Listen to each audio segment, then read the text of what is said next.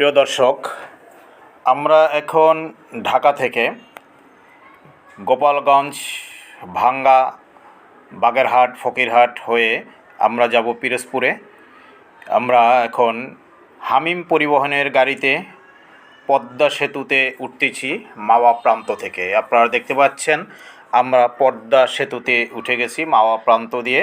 আমরা ওপারে গিয়ে জাজিরা প্রান্তে আমরা নামব। মাঝখানে আমরা পদ্মার যে রূপ আমরা কিছুটা আপনাদেরকে দেখাচ্ছি, যে এই যে প্রমাত্তা পদ্মা, এক সময়কার প্রমাত্তা পদ্মা কিন্তু এখন আর সেরকম নেই। নিচের দিকে আপনারা তাকালে দেখেন যে সবুজে আচ্ছাদিত হয়ে গেছে। চরে এবং বিভিন্ন জায়গায় চর পরে এমন অবস্থা হয়েছে যে কোনো নৌযান সরাসরি চলার মতন অবস্থা এখন আর নেই। আমরা কয়েক বছর আগেও এখান থেকে ফেরিতে পারাপার হতাম, লঞ্চে পারাপার হতাম।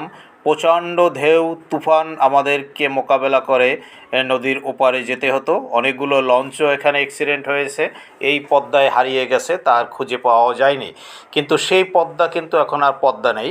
পদ্মার যে চওড়া, যেটা আমরা ধরি যে 6 কিলোমিটারের মতো চওড়া রয়েছে পদ্মা নদী, তো সেই 6 কিলোমিটার সেতু রয়েছে। অতএব চওড়া ঠিকই আছে, কিন্তু মাঝখানে নাব্যতা সংকট এমন পর্যায়ে দাঁড়িয়েছে যে এখান থেকে এখন আর জাহাজ চলাচল এবং বড় নৌযান চলাচল করতে পারে না, করতে আমরা দেখিও না। ফেরিগুলো তো এখান থেকে চলেই না।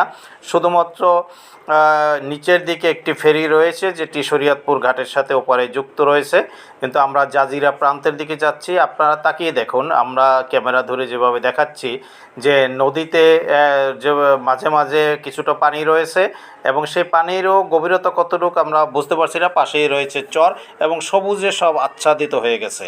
তো আমরা কোস্টাল নিউজ .top 24.top এবং কোস্টাল নিউজ ইউটিউব চ্যানেলের পক্ষ থেকে আপনাদেরকে আজকের এই ভিডিওটি ধারণ করে দেখাচ্ছি যে এপার থেকে ওপার পর্যন্ত যেতে পদ্মার যে রূপ, সেই রূপটি আপনাদেরকে দেখাচ্ছি।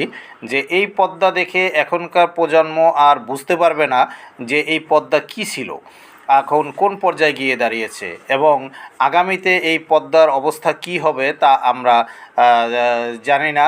কারণ যে কোনো জায়গায় যদি ব্রিজ হয়, বড় ধরনের কোনো সেতু হয়, সেখানে নদী শাসন হয় এবং নদী শাসন হলে নদীর চলার পথ পরিবর্তন হয়ে যায় এবং নদীতে অনেক কিছুর পরিবর্তন পরিলক্ষিত হয়। তারই একটি পরিবর্তন পরিলক্ষিত হচ্ছে এখানে একের পর এক পদ্মা নদীর মাঝে চর হয়েছে এবং সেখানে এখনও বর্ষাকাল হলেও আমরা দেখতেছি সবুজ অবস্থাটা। এটা যদি আগামী শীতের মৌসুমে অন্যরকম দেখা যাবে। ধন্যবাদ সকলকে। কোস্টাল নিউজের